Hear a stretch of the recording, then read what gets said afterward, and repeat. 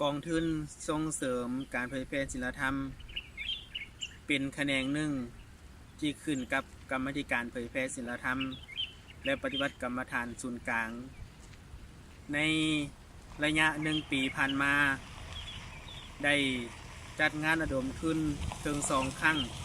คือว่าได้รับผลตามคาดหมายที่ได้กำหนดไว้1ทางคณะของกองทุนได้เอาใจใส่ในการระดมทุนเพื่อสนองให้กับเบียกงานของกรรมาธิการเผยแพร่แล้วก็ได้รับการอุปถัมภ์จากญาติโยมครอบครัวการนำภาครัฐพ่อแม่ประชาชนชาวพุทธเป็นอย่างดีในการจัดงานระดมทุน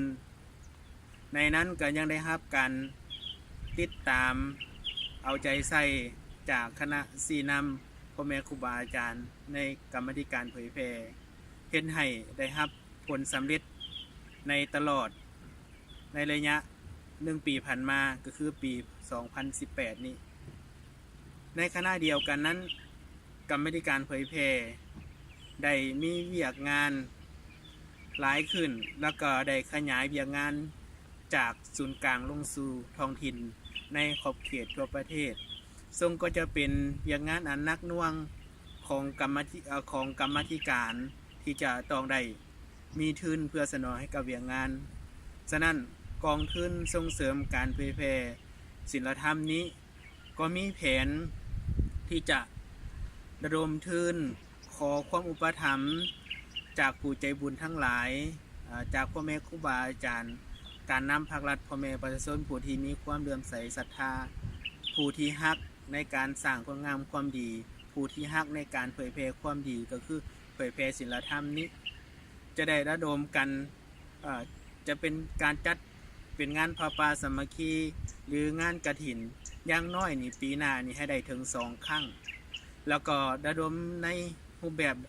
หลายๆกิจกรรมที่มันมีความแตกต่างออกไปเพื่อให้สามารถหาทุนเข้ามาสนองให้กับเวียกงานกรรมาธิการเผยแพร่ที่กำลังขยายตัวอยู่ในตอนนี้จากศูนย์กลางสู่ท้องถิ่นให้มีความเพียงพอฉะนั้นสำหรับกองทุนนี่มีความพร้อมที่จะระดมทุน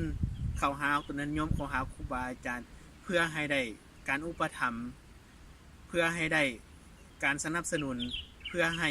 อย่างงานของพ่อแม่ครูบาอาจารย์ของกรรมาธิการเผยแพร่นี่สามารถขยายตัวได้อย่างบ่หยุดยั้งอันนี้เป็นความตั้งใจของคณะเฮ็ดเวียกกองทุนส่งเสริมการเผยแพร่ศิลธรรมขอนมัสการขอเจริญพร